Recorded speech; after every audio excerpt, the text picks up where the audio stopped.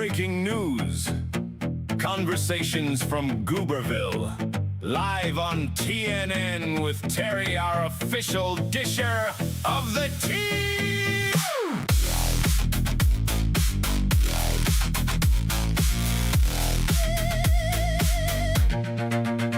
Newsflash, life has become a fever dream.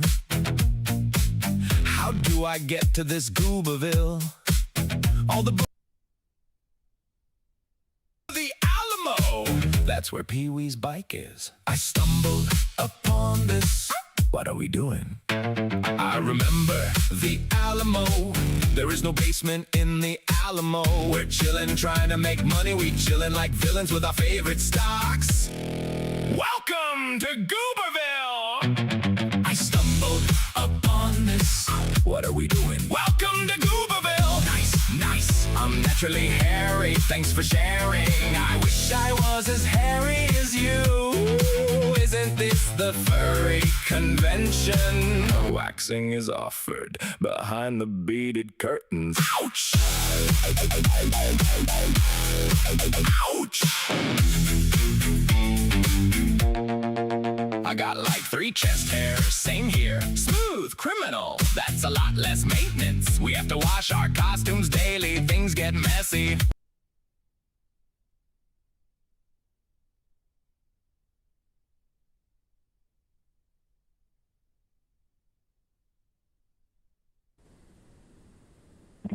Hello, and welcome everyone joining today's AMC Entertainment Holdings second quarter 2026 results call.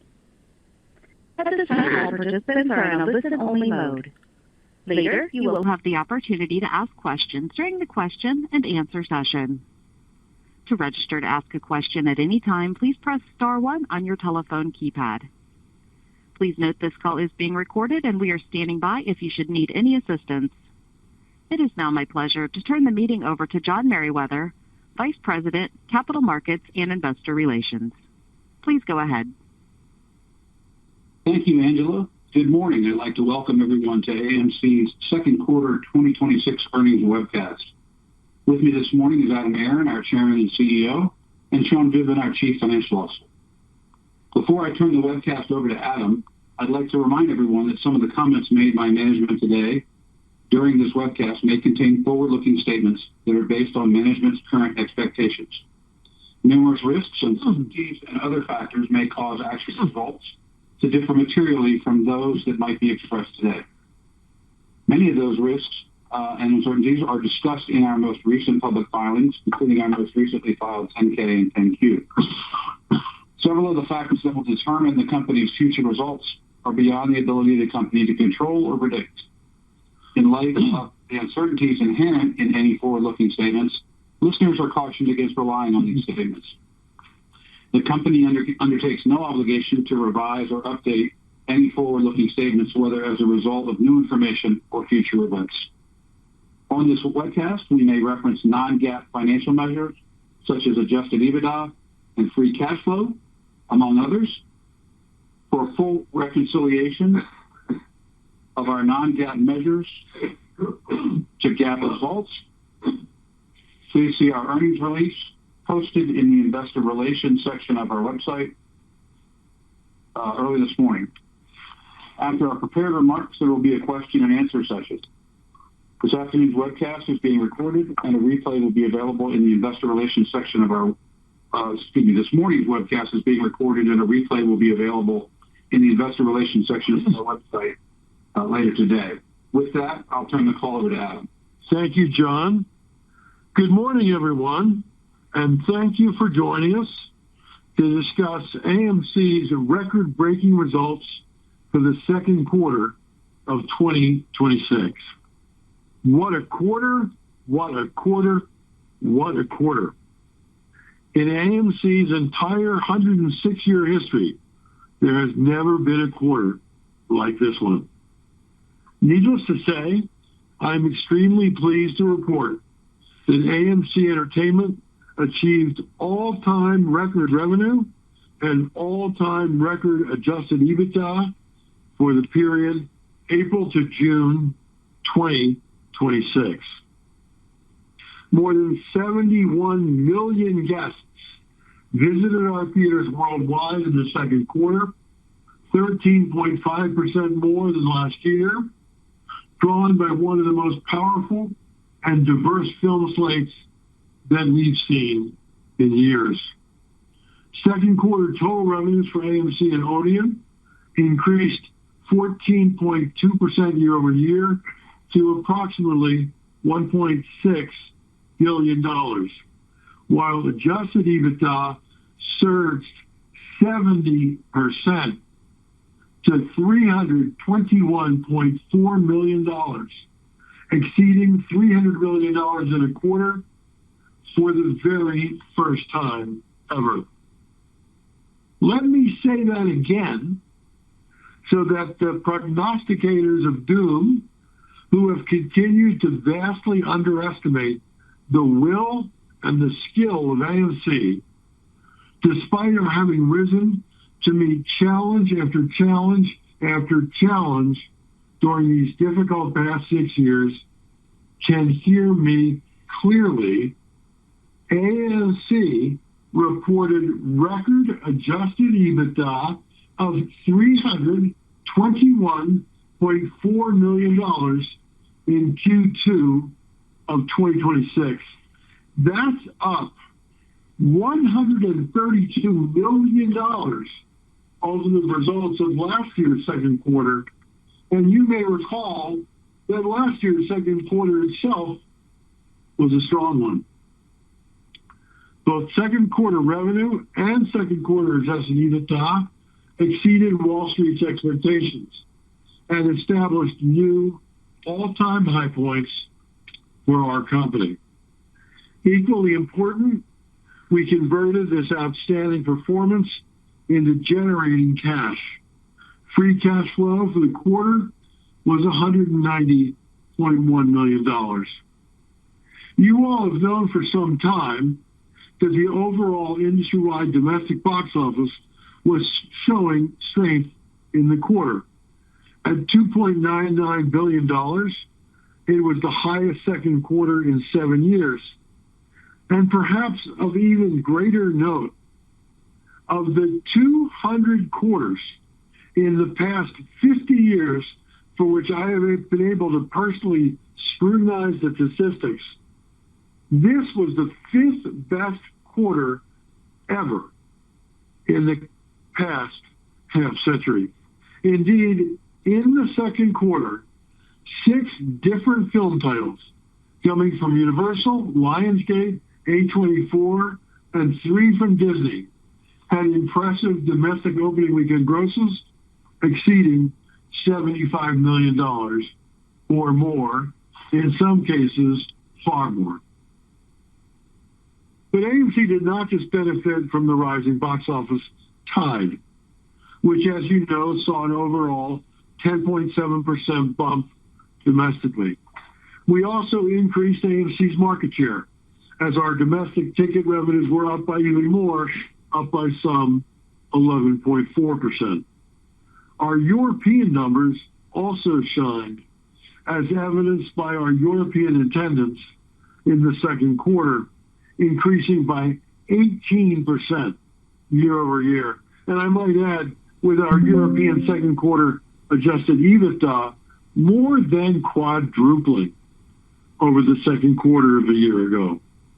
Globally in the quarter, we also successfully grew our food, beverage, and merchandise sales, which increased by 15.3%, as did our so-called, quote, other revenues, unquote, which increased by 16.1%. By now on this earnings webcast, you're probably hearing a common theme of one word being repeated over and over again. Increasing. And doing so with increases of double-digit growth. But happily, we get to use a different but equally impressive qualifier when you all take a look at just how well AMC kept a tight lid on our costs. With so much zeal in cost management, our adjusted EBITDA margin jumped from 13.6% in last year's 2Q to 20.1% in the quarter just completed. This all demonstrates the inherent operating leverage in our business model, which is significant at a time of rising revenues. The power of AMC's market-leading position stems from our size and scale, of course, but also from the compelling appeal of our theaters, the increasing numbers of our premium offerings, the prowess of our marketing programs, as well as our ability to keep our costs in check. Finally, after some admittedly tough years, as our industry recovered only slowly from the ravages of COVID-19 and its aftermath, the relentless focus of AMC on delighting our guests has seen AMC executing with all cylinders blazing so far throughout 2026. Combining both the first and second quarters of this year, AMC's revenues are up 16.9% year over year, and our adjusted EBITDA for the first 6 months of $359.7 million in the first half of 26 is considerably more than 2.5 times the $131.8 million reported in the first half of last year. Think about this as you reflect on the operating leverage inherent in AMC when revenues are rising. For the first 6 months of 2026, AMC's adjusted EBITDA is some $228 million above that achieved in the same period last year, up $228 million. As you've been learning this morning, the AMC story of 2026 includes our vastly improved operating results. But we also should speak to the enormity of the progress that we've made in strengthening the AMC balance sheet. Sean will walk you through the details in a couple of minutes. Suffice it to say, we have $1.7 billion less debt than we had at the end of 2020. Assuming static overall market benchmark rates, interest expenses decrease as our debt levels decrease, and with rising adjusted EBITDA, interest rates also decrease as our leverage ratios improve. Thanks in part to our success in generating free cash flow, and thanks in part to our success in raising equity. Take it all together, AMC had $778 million of cash on hand, excluding restricted cash, at the end of Q2 2026. And importantly, we do not expect any significant debt maturities prior to the year 2029, 3 years from now. Looking ahead, we continue to be ever so optimistic. This weekend's powerful debut of Universal Pictures and Christopher Nolan's The Odyssey, with an encouraging media-reported $124 million domestic opening weekend gross, is the latest reminder of the strength of today's theatrical marketplace. Indeed, we also announced this morning, in addition to second quarter earnings, that there were some 4.3 million guests in AMC theaters and Odeon cinemas this weekend from Thursday to Sunday. 4.3 million people in our theaters. Big, big numbers. That outstanding debut of The Odyssey will be followed a mere 2 weeks from now by Sony's highly anticipated Spider-Man Brand New Day, for which advanced bookings suggest yet another box office triumph is at hand. There will be more exciting movie weekends this year, especially including when Warner Brothers will be releasing Dune Part 3 and Disney will be unveiling Avengers Doomsday just before Christmas. Accordingly, we believe that movie theaters will enjoy in the full 12 months of 2026 their strongest yet post-pandemic year at both the domestic box office and at the global box office. The summary of 2026 so far is that our strategy, our execution, and our preparation at AMC all came together as the recovering box office met a strong, lean, and well-positioned market leader in the largest movie theater chain on earth, AMC.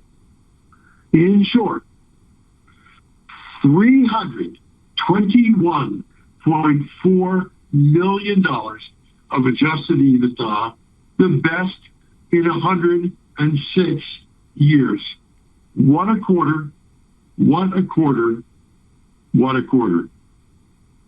With that, I'll turn the call over to Sean Goodman, our CFO, who will walk you through our second quarter financial results in greater detail. After that, I'll return to highlight some of the consequential strategies and actions that encourage us greatly as we move forward.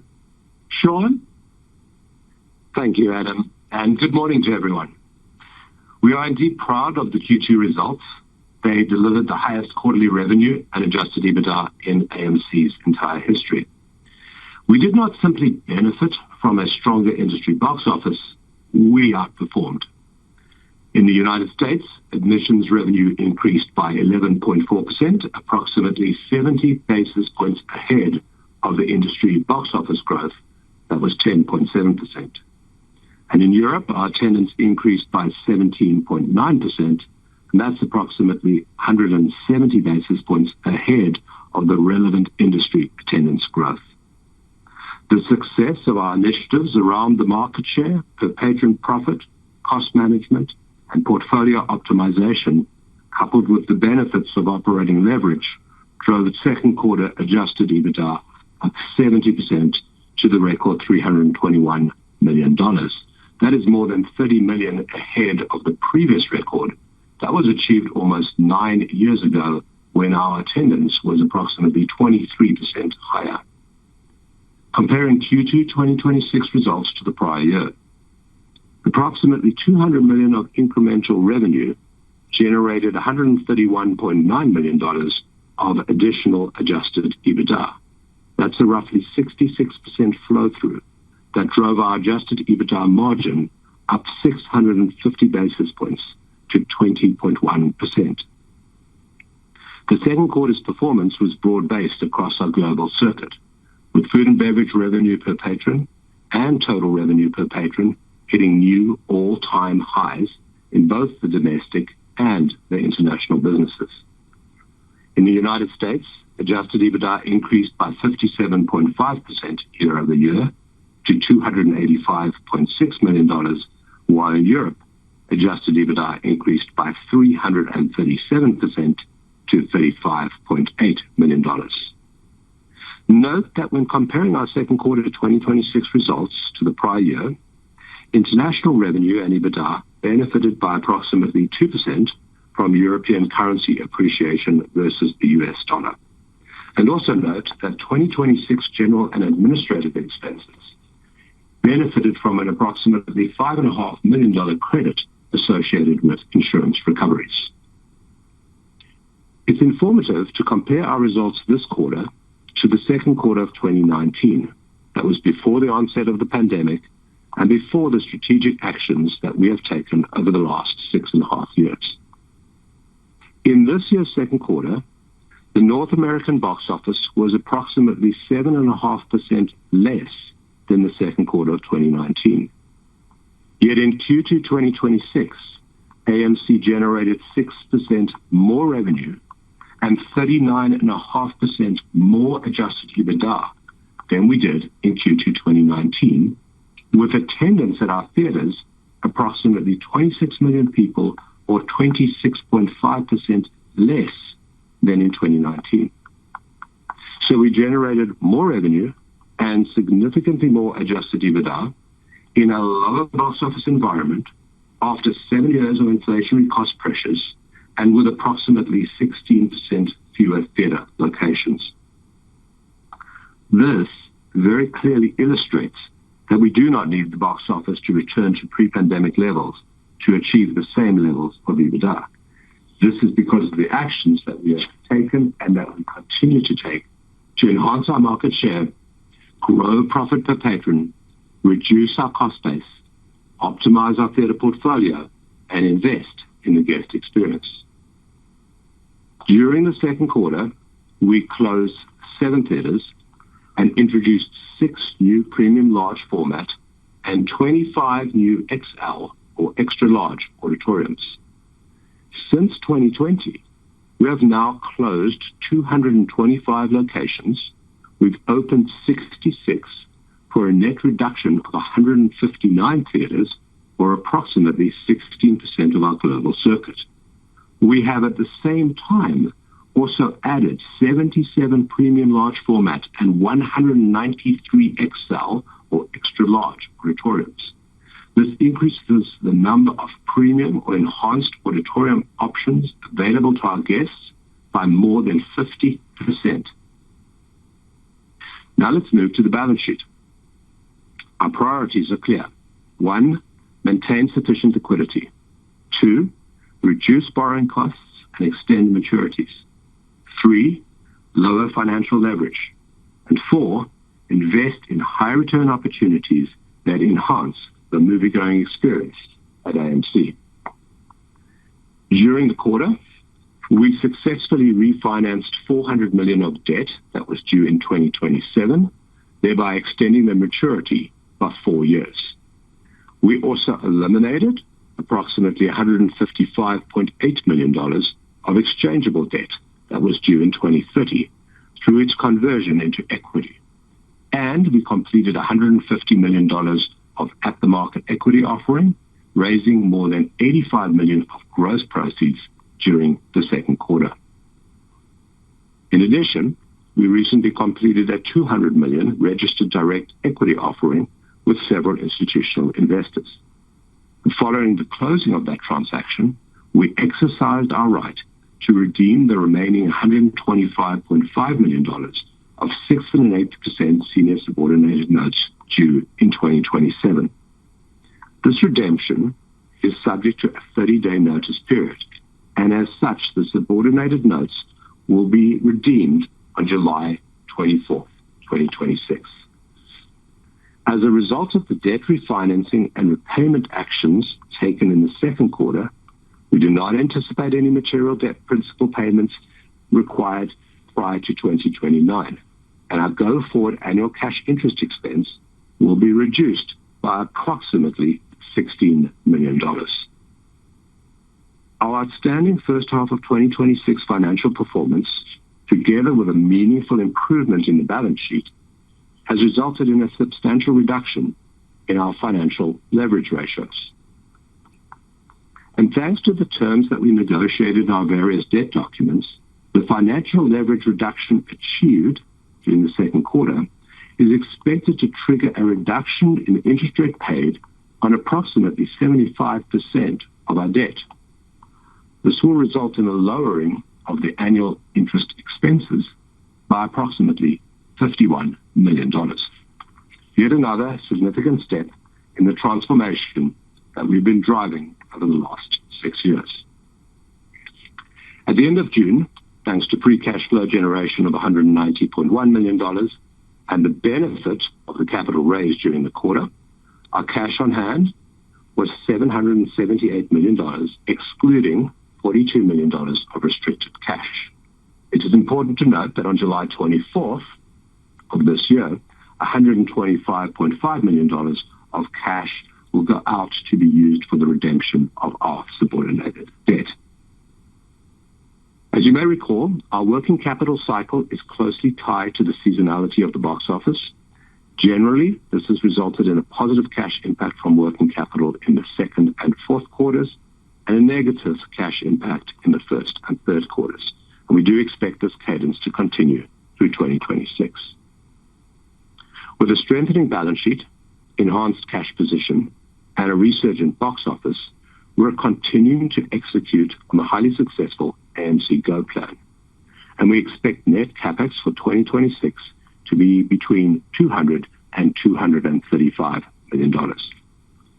As we look ahead, we are optimistic about the ongoing recovery of the global box office and confident in our ability to convert box office growth into significant growth in profit, cash flow, and ultimately shareholder value. And with that, I will turn the call back over to Adam.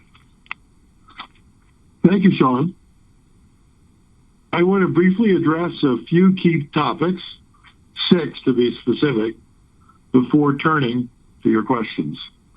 First, one of the reasons AMC continues to outperform is the strength of the relationships that we have built with our guests through our industry-leading loyalty programs. More than 40 million U.S. households, for example, have participated in our AMC Stubs loyalty program, creating a direct and ongoing relationship between AMC and our guests. It is especially helpful that we know exactly which movie genres and which movie titles they have seen in our theaters.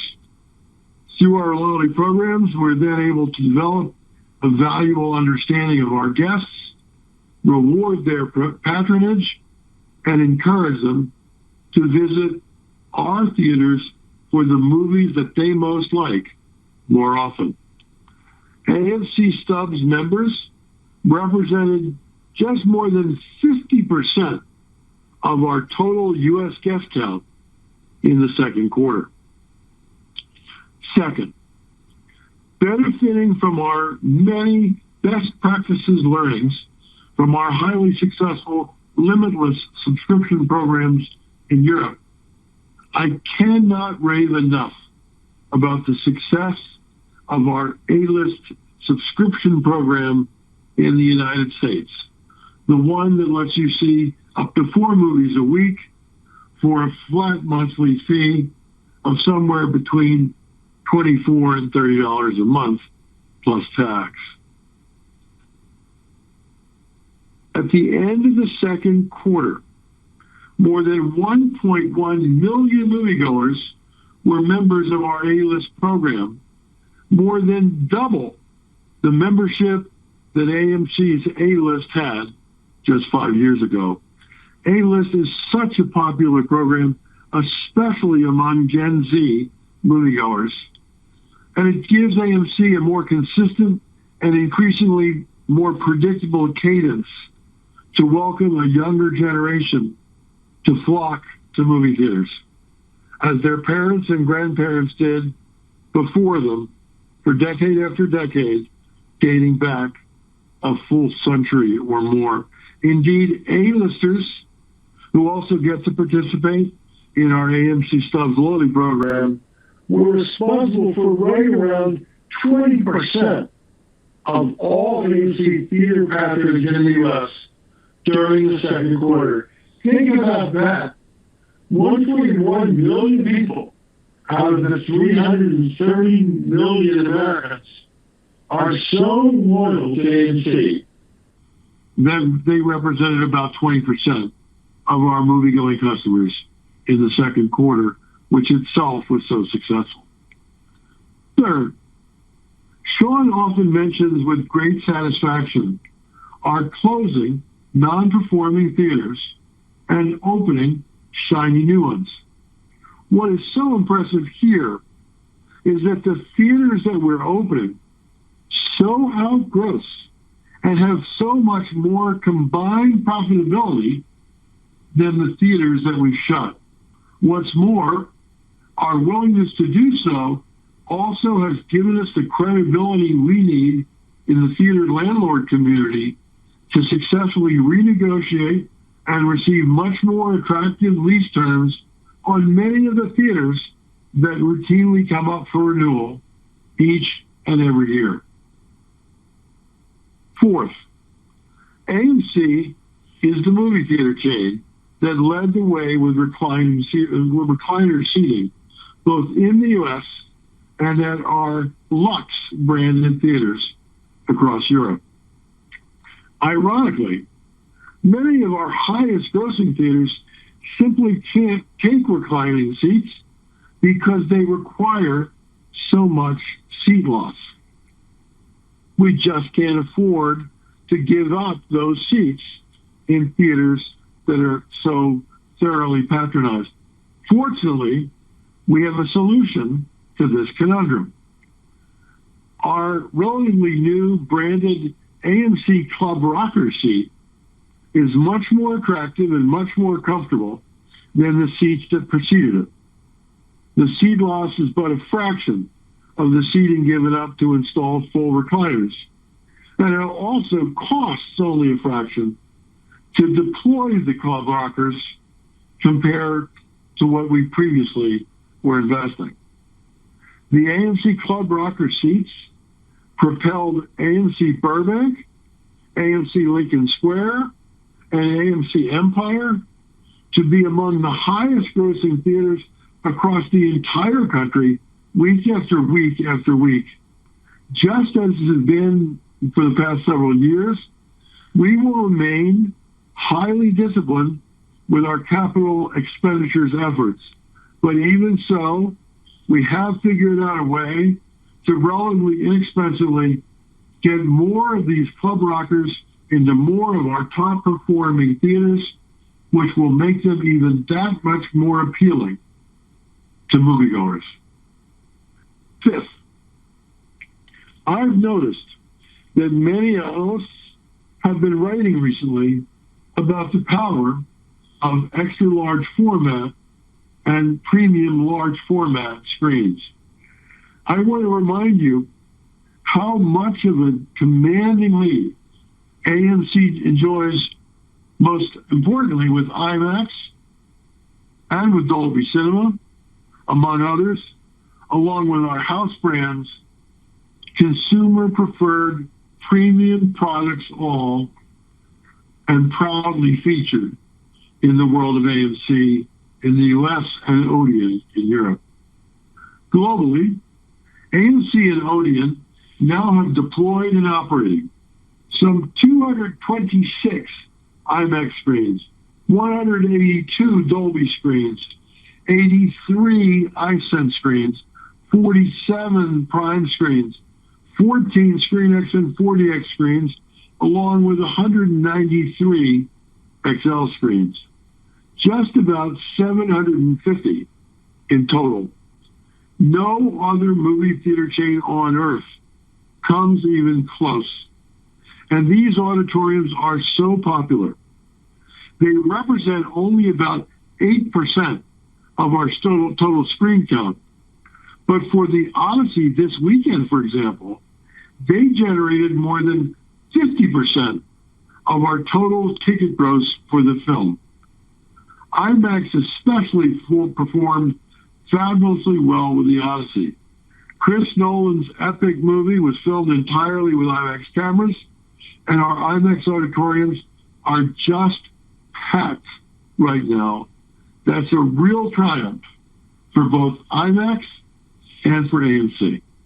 It's no surprise then why AMC and Odeon are so committed to further increasing the number of our PLF and XLF screens.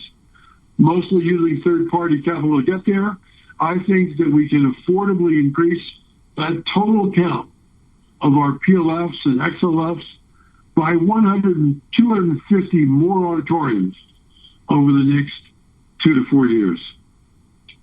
And finally, sixth, I really want to salute our headquarters staff and our theater teams in the field for the creative ways in which they've controlled costs so far in 2026. It would almost be not mind-numbing on this webcast today to try to walk you through all the line items on which we've been vigilant in keeping costs in check. But you should know that our success in the second quarter in driving more EBITDA than almost any of you expected came from our determined efforts, first to get revenues growing, but to get them growing at a far faster pace than that of expense growth. With that, Sean and I would be pleased to take your questions from analysts and our retail shareholders following a quarter in which I forgot to mention it before, generated some $321.4 million, a 106-year record for AMC. Thank you. If you'd like to ask a question, press star 1 on your keypad. To leave the queue at any time, press star 2. Once again, that is star 1 to ask a question, and we'll pause for a moment to allow everyone a chance to join the queue.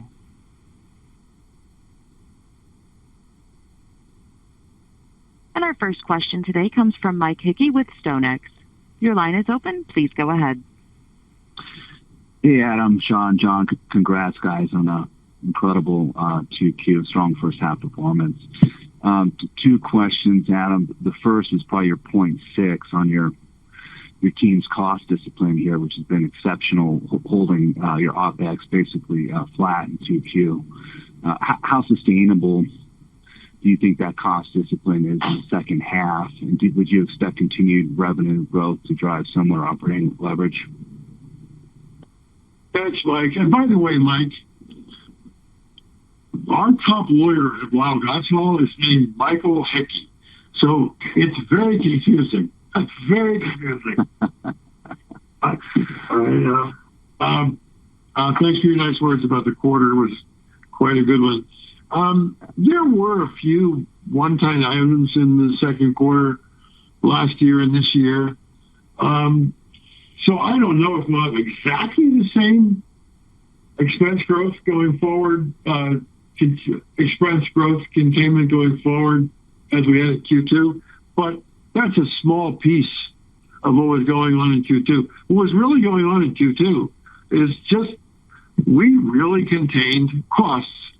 And I'm so proud of our people because it took, 30,000 of them across 850 theaters, as well as in our headquarters organizations in Europe and the U.S. to pull it off. We're going to be maniacal in continuing to try to keep our costs down. Will we have the full 700 basis point improvement in adjusted EBITDA margin every quarter going forward that we had in Q2? I guess that remains to be seen based on how strong the revenues are and how much we can keep a lid on costs. But we're going to do everything in our power to maximize and drive revenue growth and keep costs under control. Thanks, Adam. The free cash flow also exceptional, 190 million free cash flow in 2Q. I guess at this point, and I know that you've brought your leverage down, you reduced your interest expense. That all seems very positive for the second half and overall annually. Do you have a sense at this point the level of box office that would be required for you to consistently generate positive free cash flow moving forward?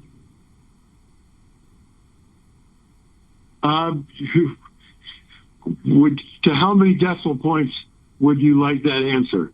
We know exactly what the break-even box office needs to be for us to be free cash flow positive on a 12-month basis. Right now, It's right around $10.4 billion, which is so impressive because if you compare what it was back in 2019, pre-pandemic,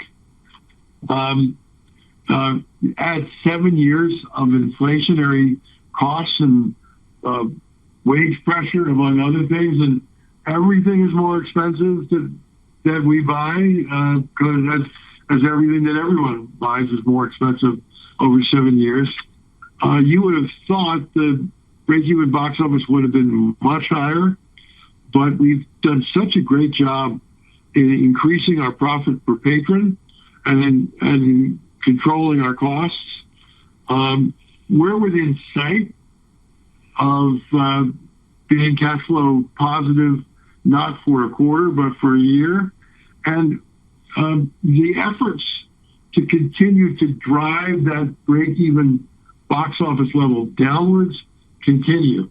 If, in fact, we are successful in continuing to get lower interest rates going forward, and Sean deserves to be justifiably proud of having built some automatic triggers into our various debt instruments, that as our leverage ratios improve, our interest rates fall, and that's exactly what's happening right now with the strong operating results from the second quarter and having paid off or converted into equity a bunch of our debt so far this year.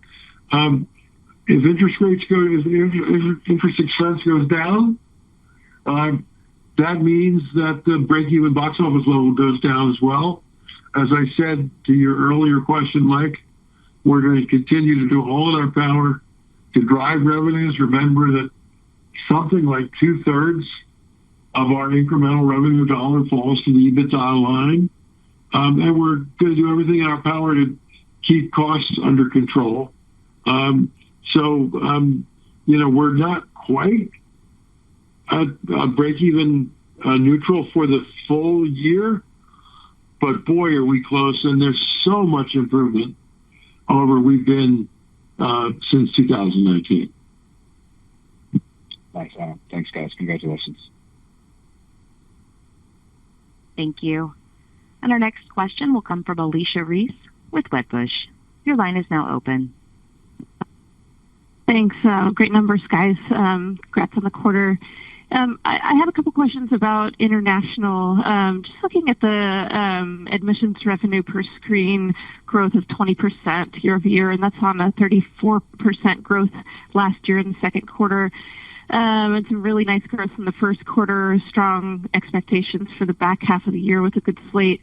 I wonder if you could talk about, you had mentioned about 250 more premium large format screens expected for the full, I think, global print over the next 2 to 4 years. To what extent have you completed your upgrades in Europe, and are those driving results? And to what extent are you still taking that 250 and driving that higher? Alicia, I'm going to let Sean answer your question because our international theaters actually report to Sean in addition to his CFO duties. But I just want to clarify one thing. What I said on my prepared remarks is that we'll do somewhere between 150 and 250 more premium format and extra large format screens, the so-called XL at AMC screens in the U.S. and XL screens in Europe. We have 193 of them now.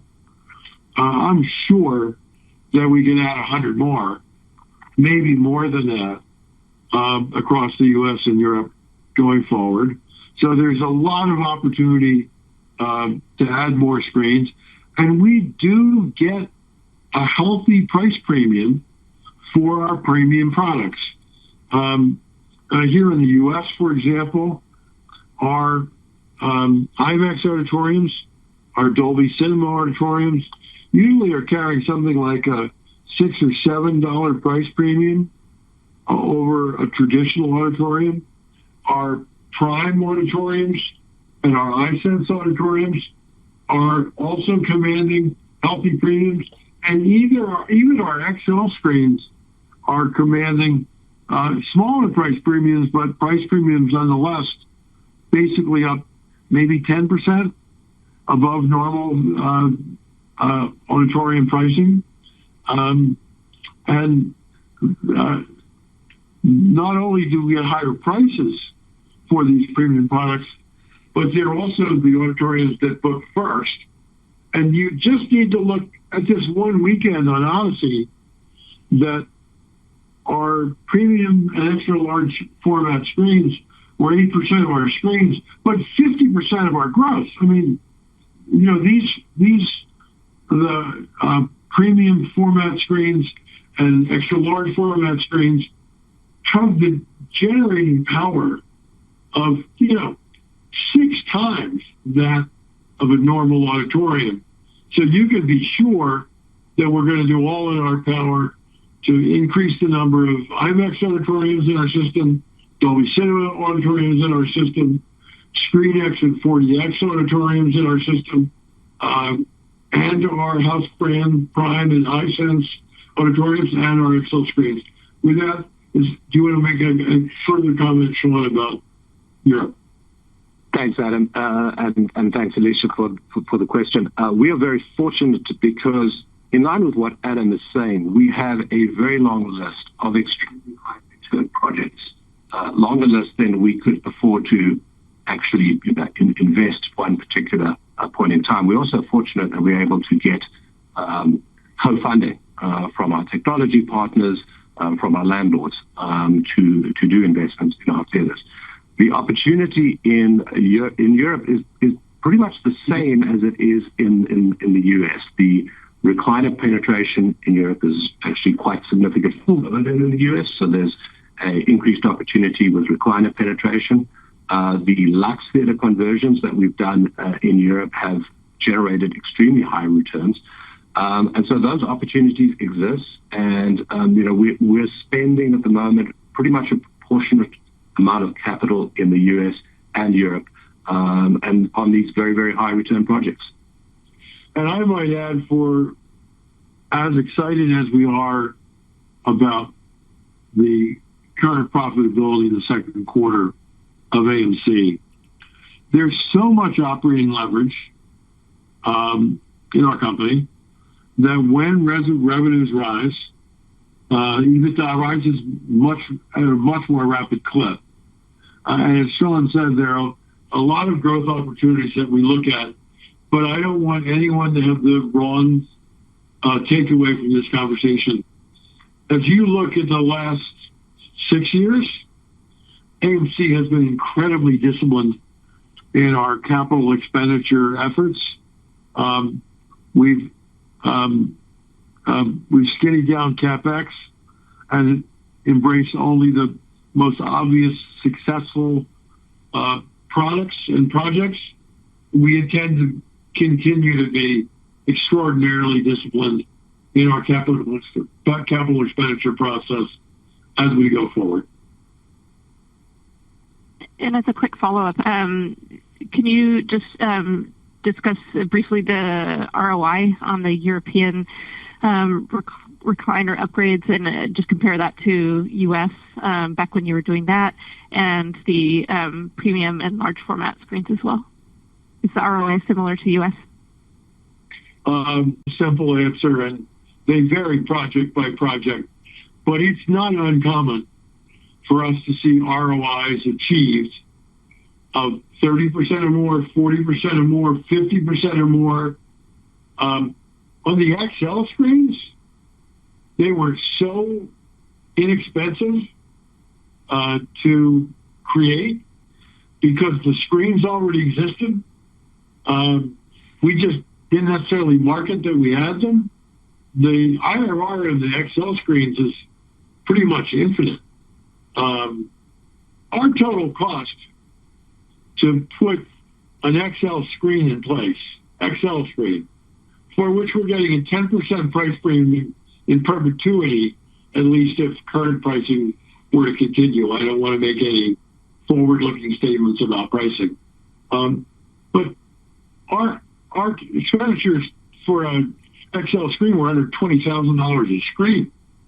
I mean, that is, the returns are really high when you can create a product of close to 200 screens globally and spend very little money doing it.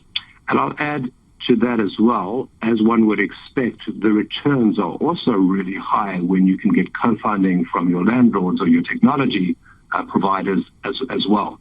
And given what I said at the beginning about a long list of very high return projects, because of that and because of our disciplined approach to capital spending, we're investing in the highest return of those projects. So we're really investing in very high return projects that are going to be beneficial to our revenue and profit growth going forward. Excellent. Thank you, gentlemen. Appreciate your responses, and congrats again. Thank you, Lisa. Thank you. And our next question comes from Chad Byman with Macquarie. Your line is now open. Hey, good morning, Adam and Sean. Nice quarter. Thanks for taking my question. Wanted to ask just about the per patron spending metrics. Obviously, this industry has always been affordable compared to other out-of-home options, particularly what we're seeing with World Cup pricing, concerts this summer and a number of other subsectors. But how are you thinking about pricing opportunities? I know you've already talked a lot about premium format and kind of what that does to pricing. But are there still opportunities either on admissions or concessions in the back half of the year or 27 to keep raising pricing? Thank you. So, Chad, I was schooled as a young marketer that it's patently illegal for me to talk about pricing strategies on a going forward basis. So I'm not trying to duck your question, but I can't answer your question. But I can answer your questions a different way. What I'm very proud of, looking backwards, not looking forwards, is AMC has done a really successful job of raising price where we should when demand is strong and reducing price where we should so that bargain hunters can find appealing ways to get into our buildings and buy stuff from us profitably. And just some examples. Last July, for the last more than a decade, the movie theater industry has had cheap pricing on Tuesday. Last July, AMC took that cheap pricing on Tuesdays and instead added another second discount day by introducing cheap prices on Wednesdays. 50% off Wednesdays, 50% off Tuesdays. It was brilliant, if I do say so myself, because prior to that effort, we didn't have anybody in our movie theaters on Wednesdays to speak of. And now Wednesdays is a strong day for us. So there's an example where reducing price worked. Another example of reducing price, A-list. Now 20% of our patronage. Our A-list members have the right to go to four movies a week. That's 17 movies a month. They don't go to 17 movies a month. They go to 2 and 3 movies a month. But they have the right to. They can do. Some do. Like many occasionally do a lot more than 2 or 3 in a particular month. But this has given us a great opportunity to drive movie-going to secondary movies that might not have made the blockbuster cut, and also allow us to sell more food. So there are examples where we have reduced price. But, as you say, we have certainly not been shy at AMC in raising price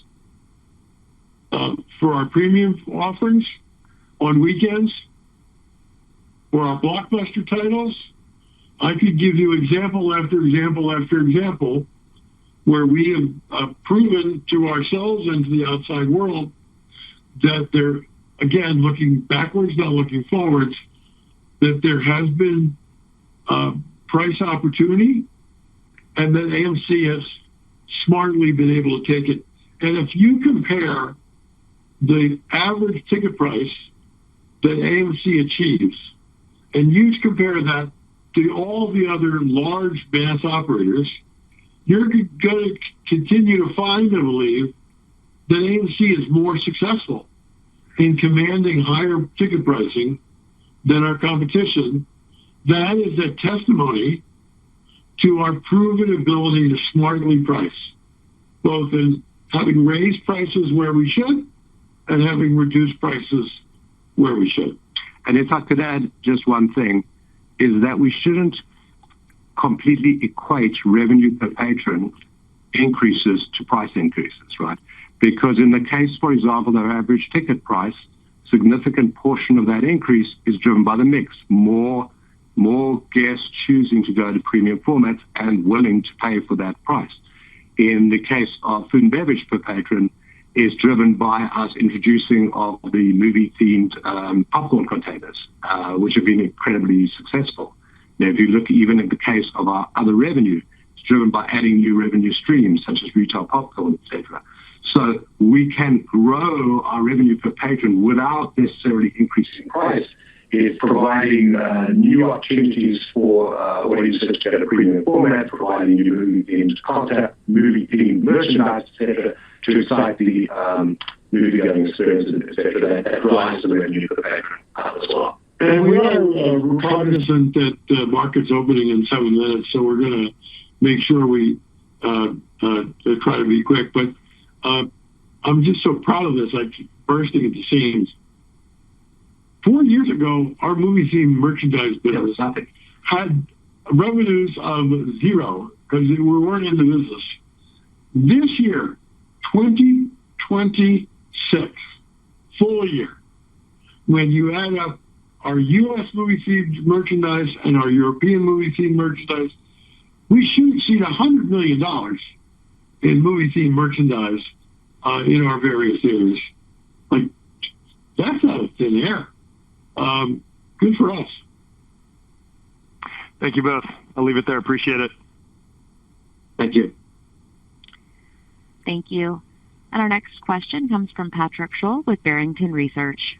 Your line is now open. Hi. Good morning. Thanks for taking the question, and congrats on the record results. Just following up on Mike's question on maybe like the level of box office. Is there like a level of box office or leverage level, and you've made great progress on that over the past few years, but like a leverage level where you'd be more comfortable with the balance sheet? It's not the leverage level that we've had over the past 6 years, and that's why we've been reducing our debt every year since then. As you can see from our 2026 June results, the leverage level has improved considerably. But I want to be quite clear, that is not the leverage level that our goal is to get to as well. We know that there's further to go, and we will get there by continuing to reduce the principal balance of the debt and also by increasing EBITDA. Ultimately, and it's going to take a little while to get there, we'd like to get to around a 3 times leverage level. We recognize that's not where we are now, but look at the significant change in the leverage level that has happened over just the last 6 months. You know, we went from a double-digit leverage level to now what looks like a leverage level that is less than 6.5 times. So a very significant improvement, and we'll continue to work towards continuing to make those significant improvements. Okay, thank you. And then on your updated expectations on CapEx, is that an expectation that you would have going forward, or is that kind of timing and just increasing some of the projects ahead of, like, you know, the Q4 slate, or is that also what you alluded to earlier with increased lease incentives from the landlords? There's a little bit more kind of color around that. Thank you. I wouldn't read anything into future years with that because, as Adam said earlier, we're incredibly disciplined on our CapEx spend, and you know, it will be very box office dependent. We, as we said earlier on this call, have just such incredible opportunities to spend money this year and create significant ROI that will benefit the results, that we've taken advantage of the opportunity to do that. We're doing that this year, and we'll have to look at 2027 CapEx, look at the individual projects, look at our expectations for the box office, etc., and at that point decide what our CapEx spend, what appropriate level will be for 27 and going forward. Okay, thank you so much. Thank you. Thank you. At this time, there are no further questions in queue. I will now turn the meeting back to Sean Goodman.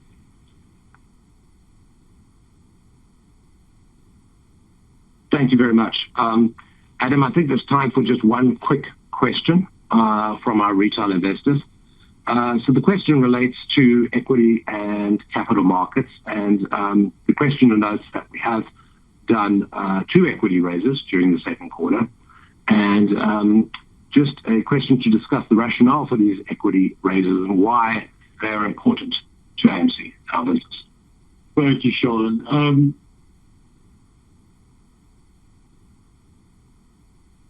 We've raised a lot of equity over the past 6 years, and that's why when other movie theater chains went into bankruptcy or liquidation, AMC did not. But even we know that the issuance of stock is a precious commodity. We don't issue it lightly. We think very hard about how much equity we should offer and when. There's always a good reason for it. In the case of the equity that we raised in the second quarter this year, we had a debt maturity coming up less than a year from now where we needed to repay $125.5 million of debt. And the alternative to not repaying that debt would have been catastrophic. So we made sure that we raised the cash we needed to prosper. Having said that, we also know, I've said many times publicly, that cash is king. We also know that the thing that separated the companies that survived COVID and the Hollywood strikes is that they had cash in the bank. And the companies that did not have cash in the bank faltered. And in our industry, there were many companies that faltered. And so we've also been quite insistent that we always have, to the extent possible, robust cash reserves so that we have the time to recover. And look what's just happened with the second quarter. Because we gave ourselves the time to recover between the end of 2020 and the beginning of 2026, we put ourselves in the position through a better film slate and a more successful company that was driving revenues and cutting costs. We put ourselves in a position to report a record quarter of $321 million of EBITDA and $190 million of free cash flow. So while the decisions we made were not always popular with our shareholder base, we knew that they were absolutely essential for our survival and gave us the runway we needed to get to the promised land. We're not quite at the promised land yet, because while we were free cash flow positive in Q2, we got a little way to go to be free cash flow positive for a full 12-month year, but we're ever so close. And as I said, we ended the second quarter with $778 million of cash on hand.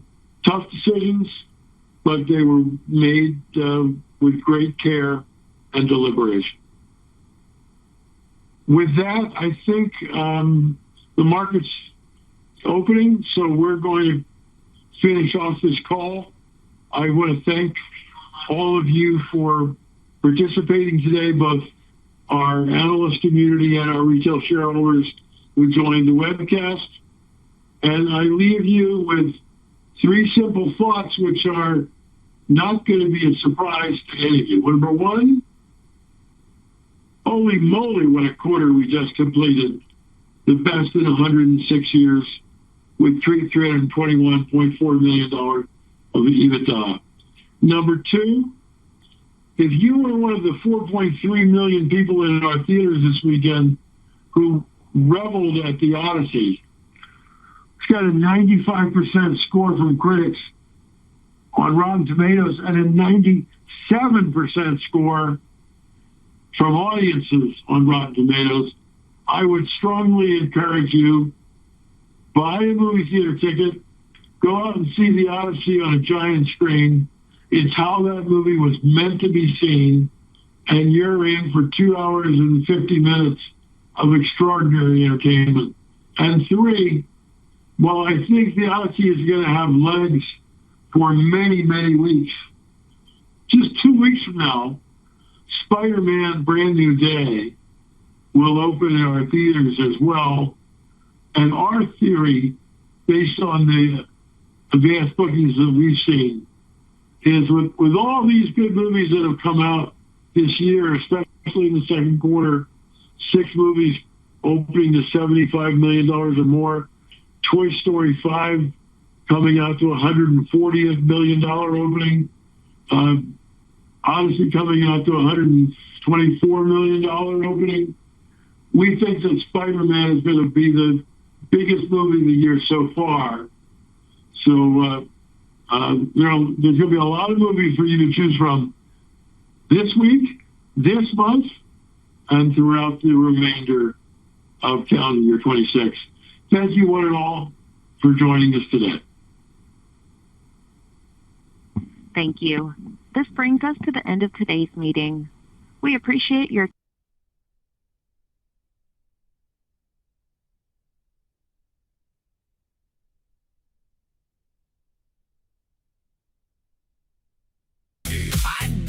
If I wasn't on my work throne, too funny. The new guy started it. I don't get out much. None of us get out much. I stumbled upon this. What are we doing? Welcome to Gooberville. Nice, nice. I'm naturally hairy. Thanks for sharing. I wish I was as hairy as you. Isn't this the furry convention? Waxing is offered behind the beaded curtains. Ouch! Ouch! Welcome into Gooberville, Goober. We have beaded curtains, 3 chest hairs, and soggy-toed furry suits.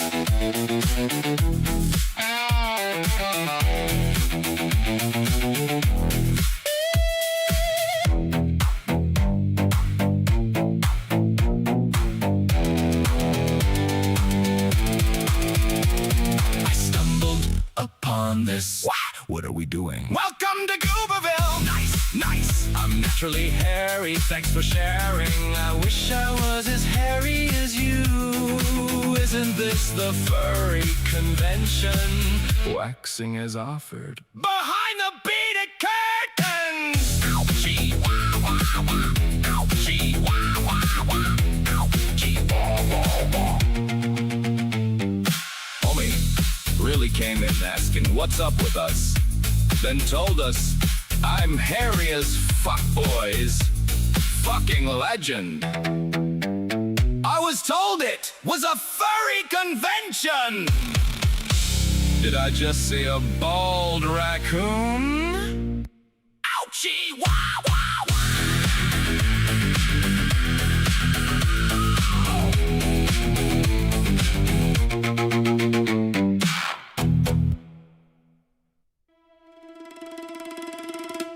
We have this new phrase floating around in Gooberville.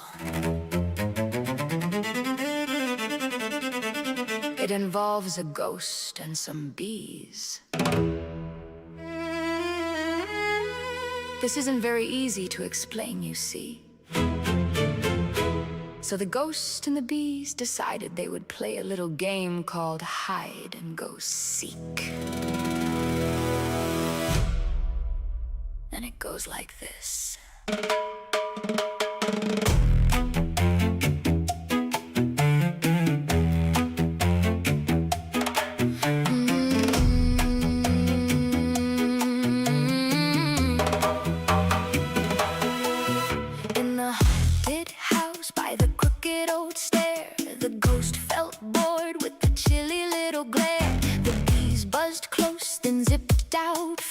Under rugs and hats, they laughed as they passed. The ghost said fine and counted to 10, and the whole old house went quiet again. Under the sink, behind the chair, up the wall, and everywhere. The ghost looked high and the ghost looked low. Then one last room was all that was left to know. Boobies, come out wherever you are. Boobies, ollie, ollie, income free. Boobies, come out wherever you are. Ollie, ollie, income free.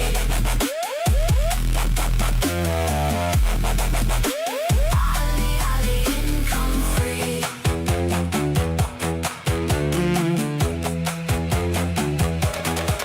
One bee hid in a teacup, one bee hid in a shoe, one bee hid in the curtain fold with a fuzzy little crew. The ghost tiptoed soft past the spooky hall, then spotted a shimmer by the cracked old wall. He leaned in close with a grin so wide, and the bees all froze with nowhere to hide. Then the ghost said, aha, in a voice so sly. The bees held still and blinked one eye. A floorboard creaked, a lantern swayed, then out came the secret that the bees had made. Boobies, come out wherever you are. Boobies, ollie, ollie, income free. Boobies, come out wherever you are.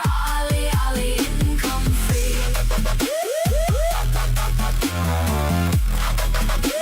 Ollie, ollie, income free. The ghost sneaks up slow, then shouts with glee. Boobies, and the house breaks free.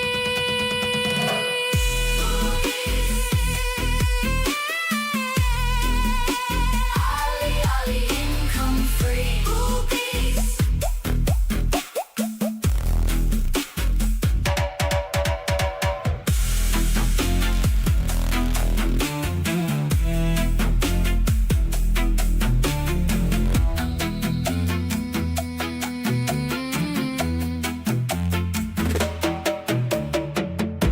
Boobies.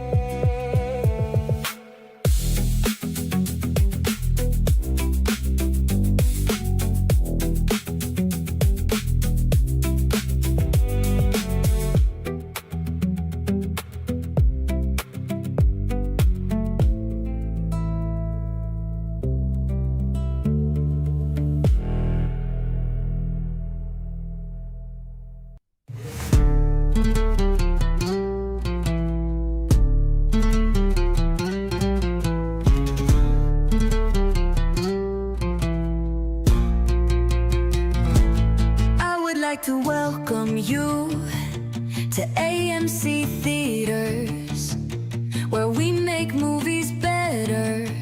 Now I have to go sit down. Somehow, heartbreak feels good in a place like this. Somehow, heartbreak feels good in a place like this. Somehow, heartbreak feels good in a place like this. Somehow, heartbreak feels good in a place like this. Perfectly popcorn, cinema sweets. Perfectly popcorn, cinema sweets. Perfectly popcorn, cinema sweets. Perfectly popcorn, cinema sweets. We make movies better. We make movies better. We make movies better. We make movies better. Somehow, heartbreak feels good in a place like this. Somehow, heartbreak feels good in a place like this. Somehow, heartbreak feels good in a place like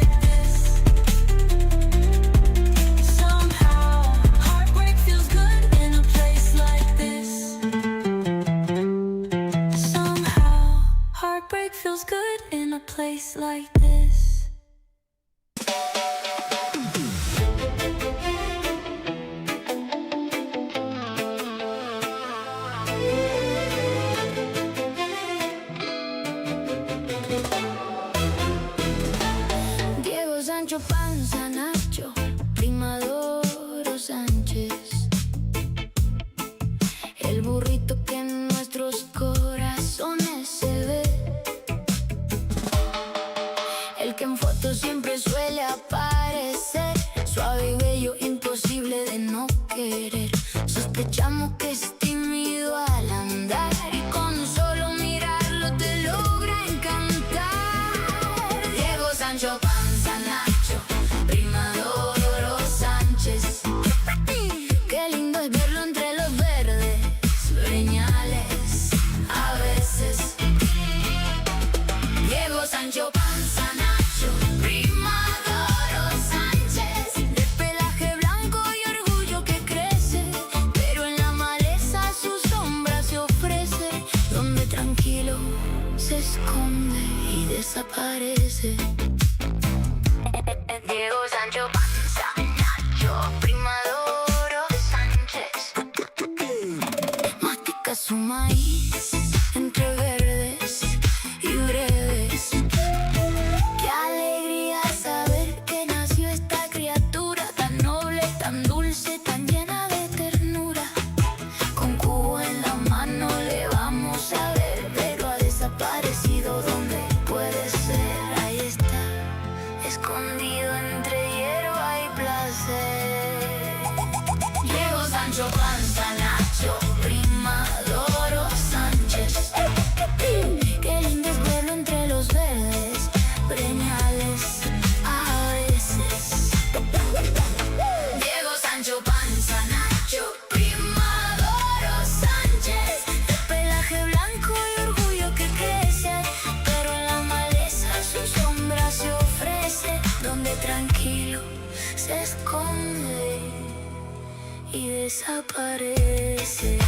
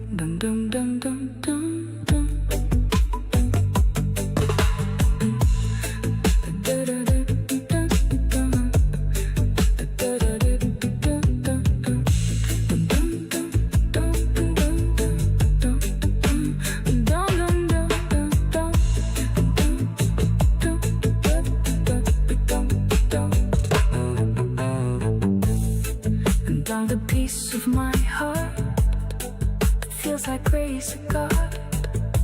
I hear my heart beneath the dark with no storm. And days are rhythms caught. I find a way I held. I breathe again, my medicine spit. My feet beneath the low. I carry in the weight of song and funerals creep in the sunlight. Use myself and sounds to fly into the dark. I breathe in light. I've taken pieces within gold. I chose my fears and so stood vote. To breathe again, rest in the way. It's simply every day. I'm just a dream, a coded key. Quieter than the peace of something in me. A paradise of beat and song. It's where I know I can't belong. Don't need the boat or bone, don't know God. I'm searching for it over the eyes. I just in every breath I've tried. How am I all good meets twice? I need the dreams to be boom, boom, boom. I need the dreams to grow boom, boom, boom. There's something to be loose up and slow. It's slowly holding to go. Don't think you things that own. We don't be a thing to code.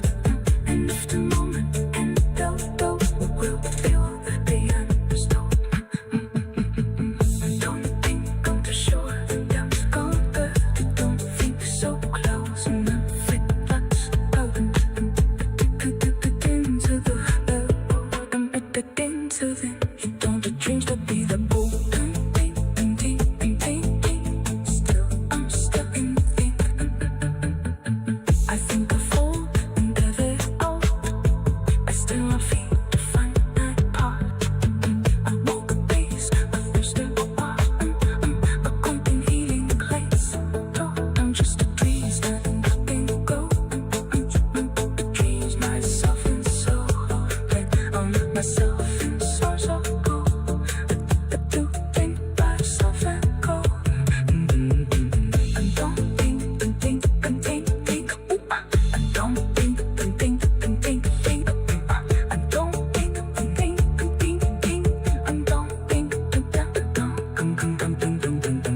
don't think. I don't need the dreams to be the bone. Don't think. I don't think. Testing. Good morning, goobers in Gooberville. The price of our AMC is at $2.11, while our GME is at $21.75. HYMC price is at a nice $18.54. GME warrants are at $2.04. Silver is at $56.56, and SPY is at $744.86. AMC volume is at 77.02 million.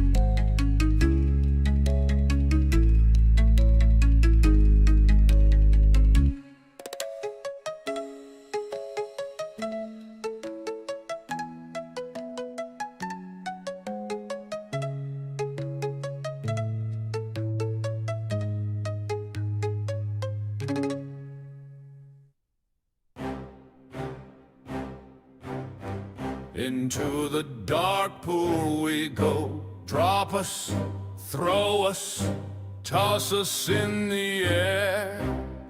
We smile and munch on popcorn. We own the float down here. They hide it everywhere. It grows larger. It's coming larger every day. They are hunting for us all, and when they find us, they will drag us to the dark pool, and we will smile and munch our popcorn. We own the float down here.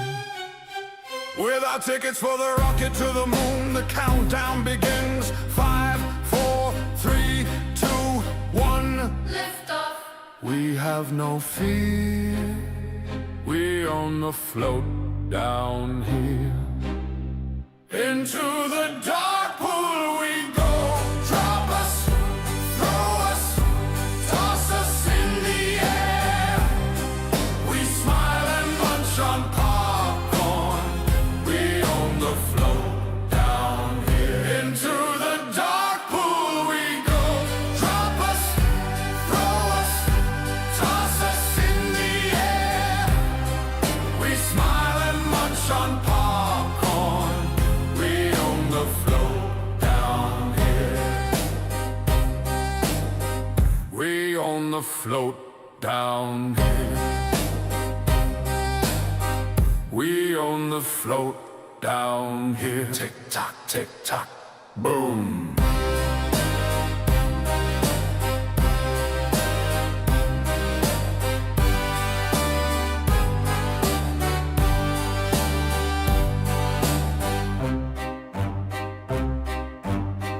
Into the dark pool we go. Drop us, throw us, toss us in the air. We smile and munch on popcorn. We own the float down here. They will drag us to the dark pool. We own the float down here. We own the float down here. We own the float down here. Apes together strong. Tick tock, lift off.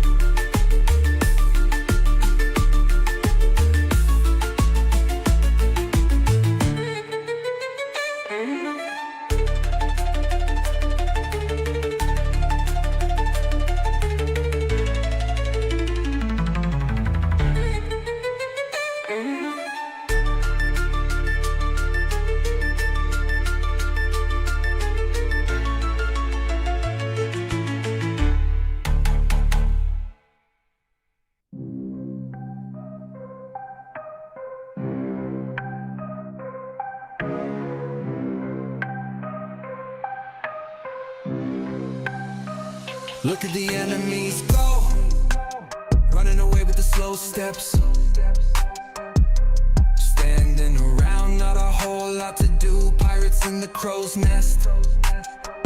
There's a place, can't recall where. Maybe that's for the best. I'm a player in a crazy game. Pirates in the crow's nest. Said that you're a know-it-all. Baby, you don't know yet. Tell me where you're going to. Maybe we can go next.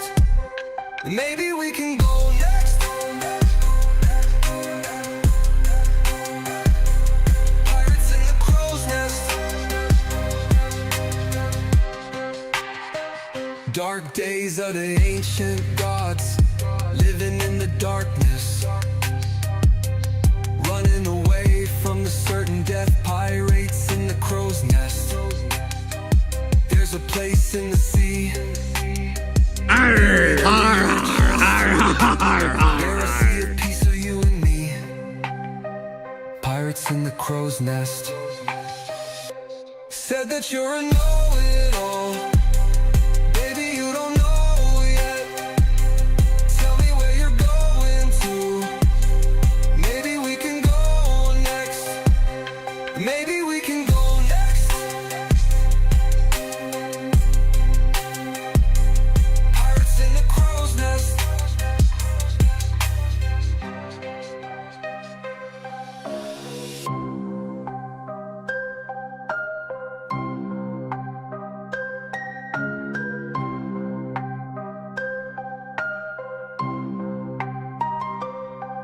There's a place, can't recall where. Maybe that's for the best. I'm a player in a crazy game. Pirates in the crow's nest. Said that you're a know-it-all. Baby, you don't know yet. Tell me where you're going to. Maybe we can go next. Maybe we can go next. Pirates in the crow's nest.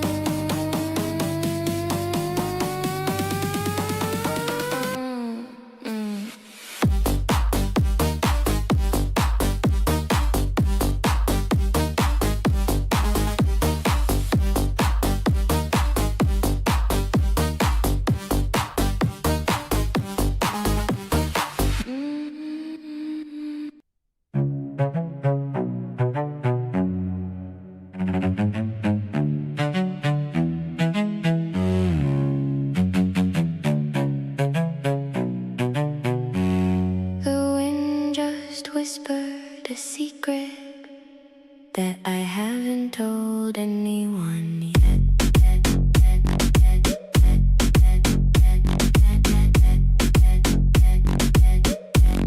I haven't told anyone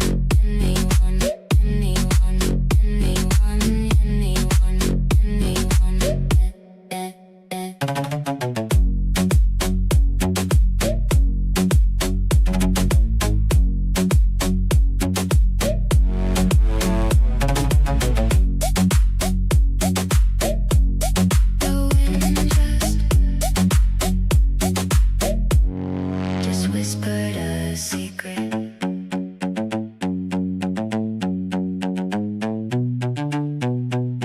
That I haven't told anyone yet.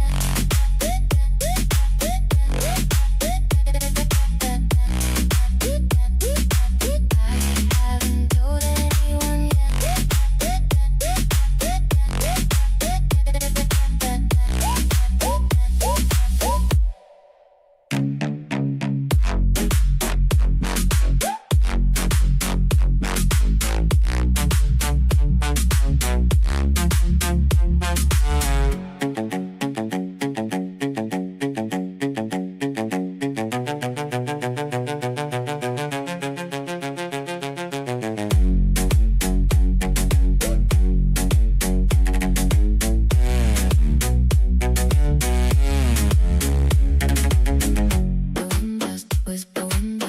the wind just whispered a secret.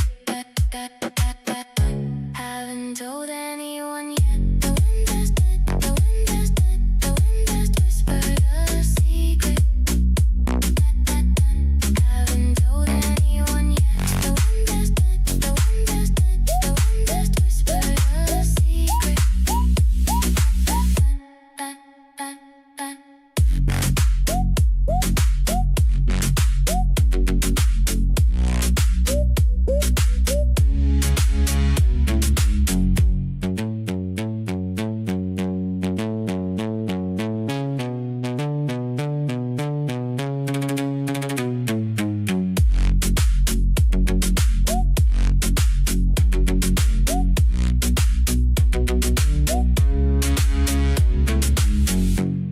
The wind just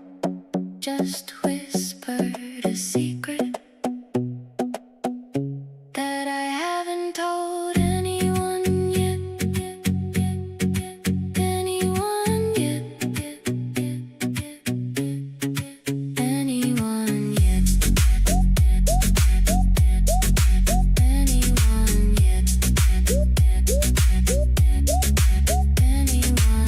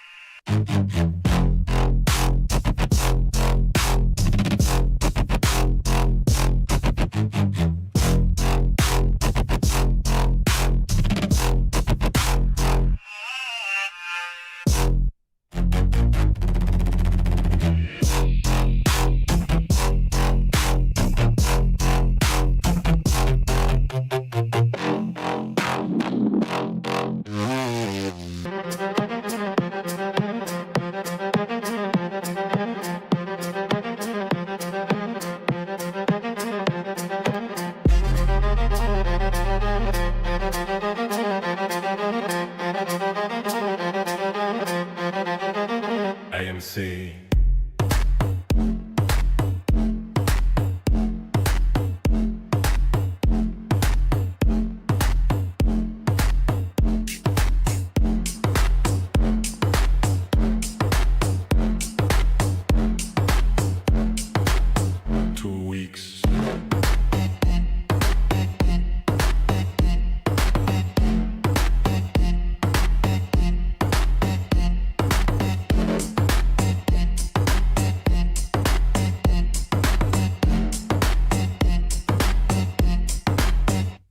AMC.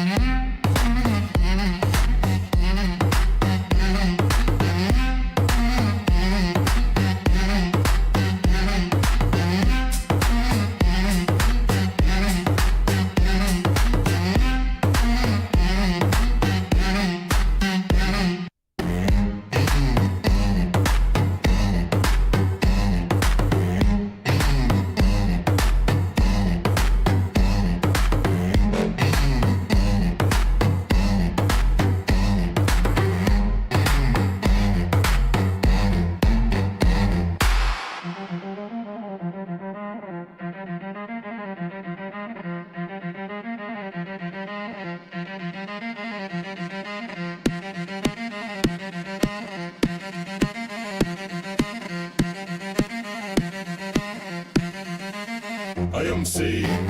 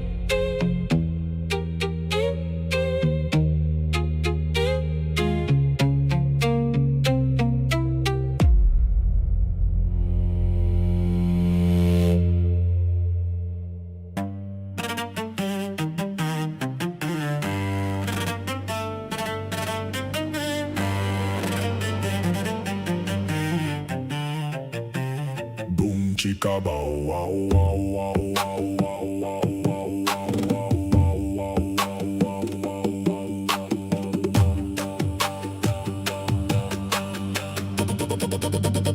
Boom chica bow wow.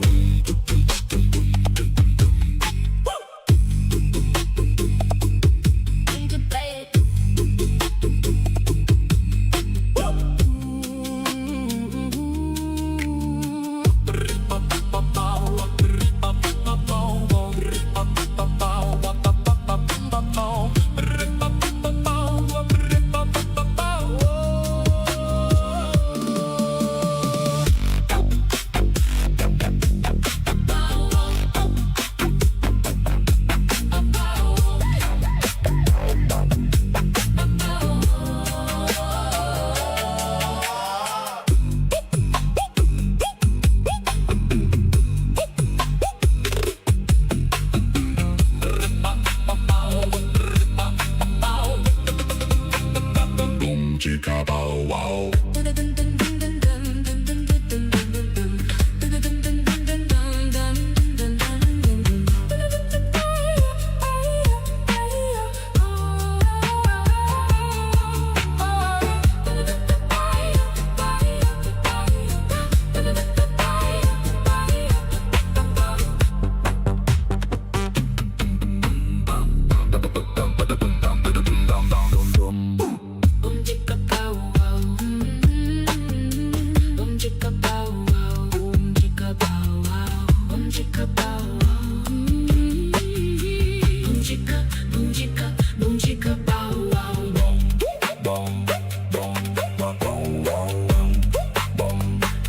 Chica bow wow.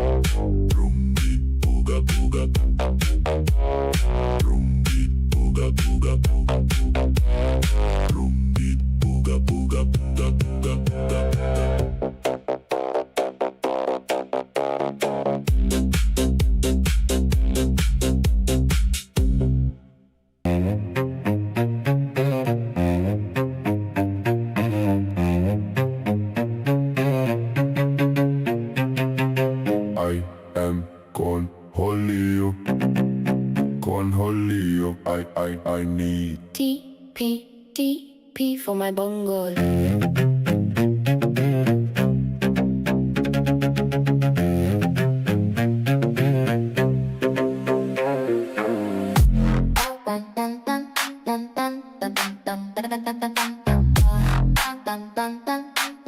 I am going holy.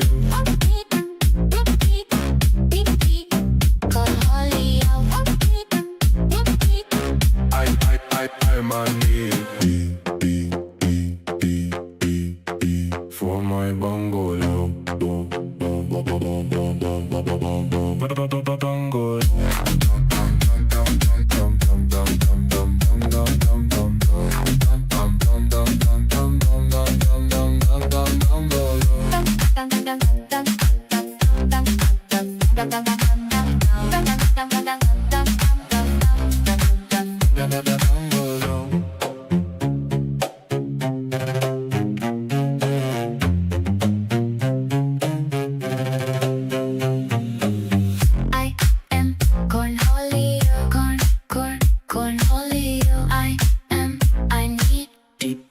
Deep for my bungalow.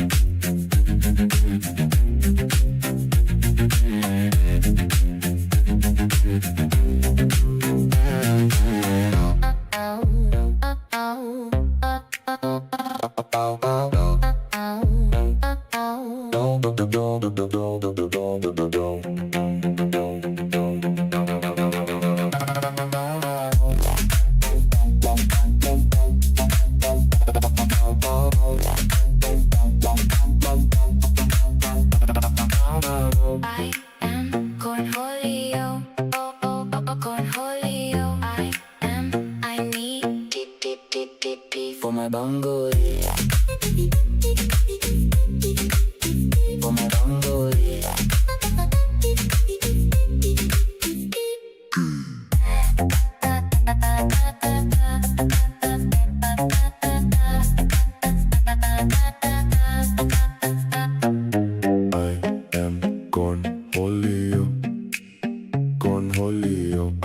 I need for my bongo.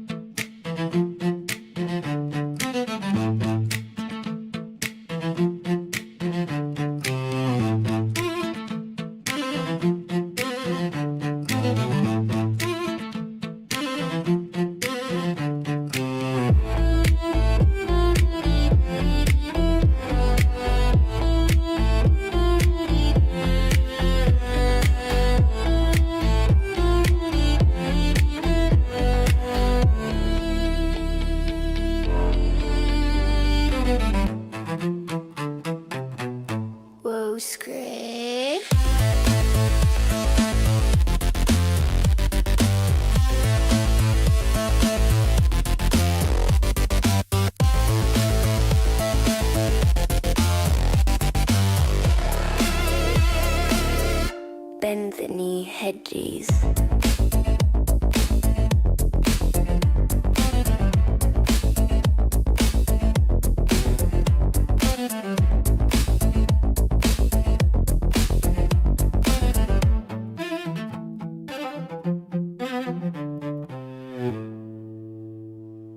You're too deep in the quicksand to pull yourselves out. Run.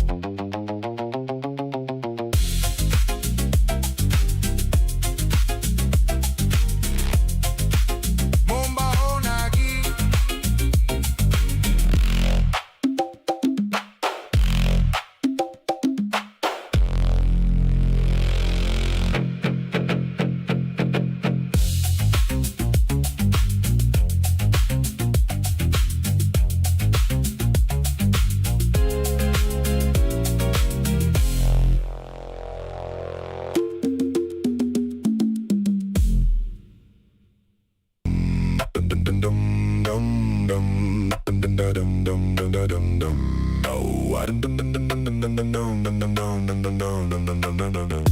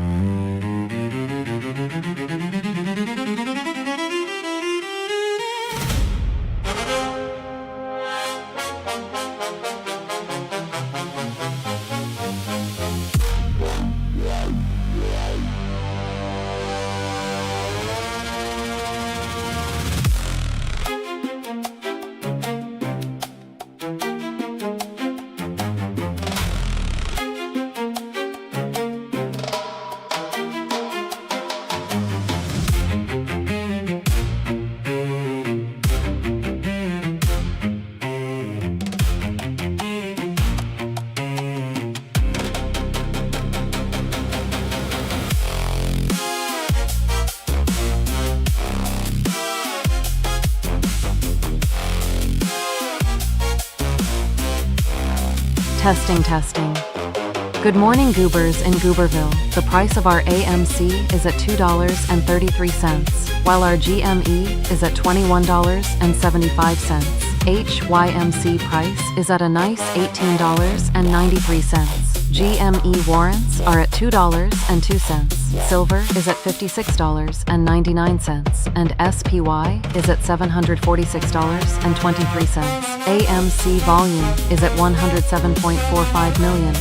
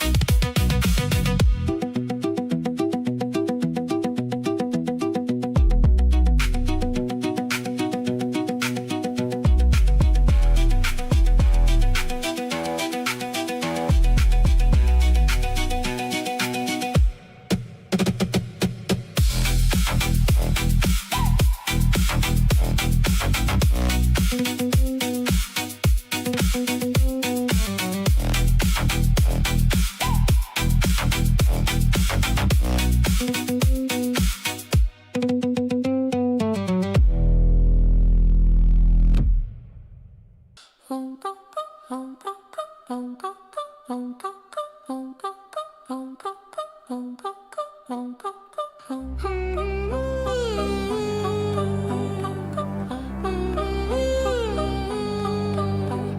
the sky begins that warm glow and the stars begin to dance, we will be on that moon rocket, 'cause it's well worth the chance.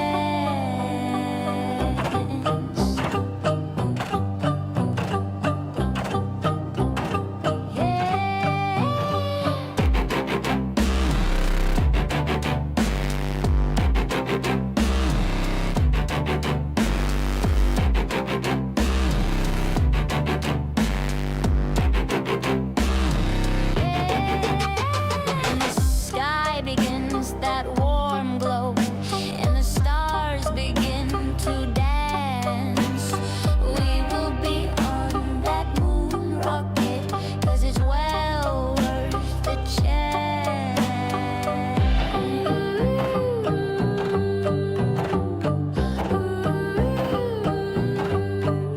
I will travel with you anywhere. The risk is worth the chance.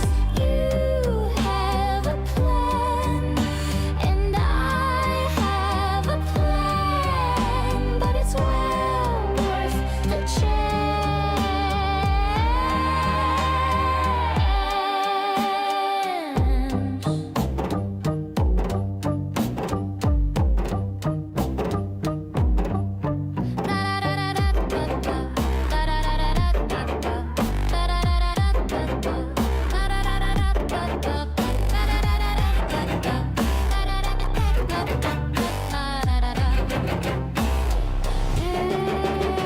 When the sky begins that warm glow and the stars begin to dance, we will be on that moon rocket, 'cause it's well worth the chance.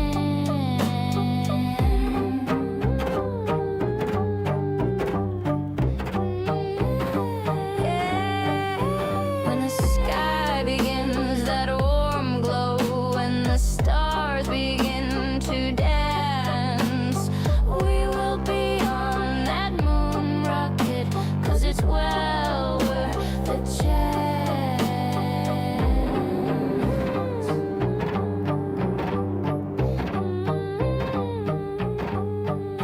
I will travel with you anywhere. The risk is worth the chance.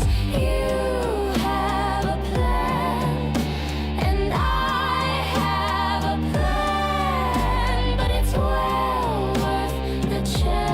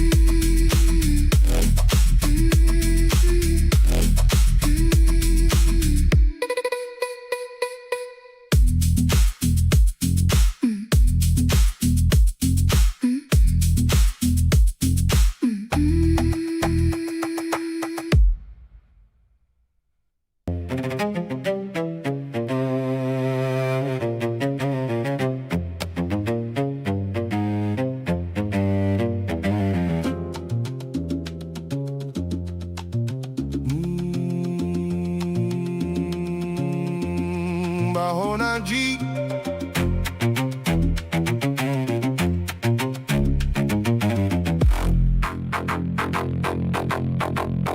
Mumba Honaji.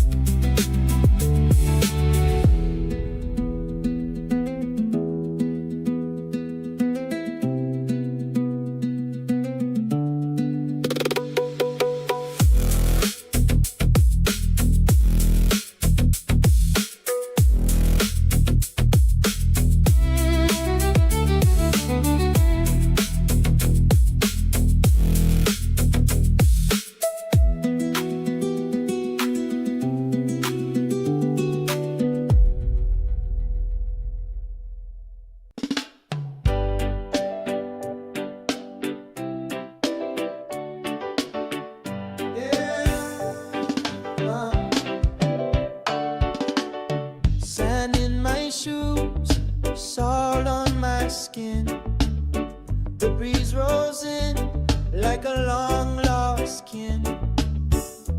Palms are swaying while the tide says hello. Soggy dollar dreams where the cocktails flow.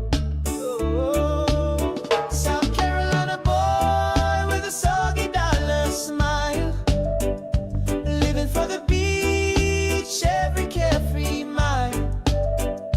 Catch me in the sun where the good vibes stay, where the waves kiss the shore and the worries wash away.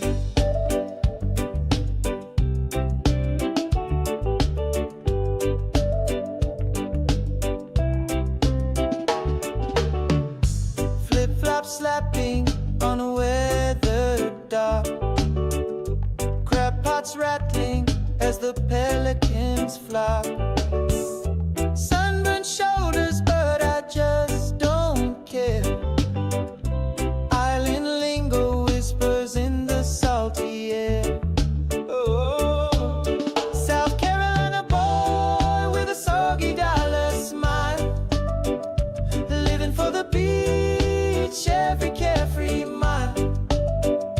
Catch me in the sun where the good vibes stay, where the waves kiss the shore and the worries wash away.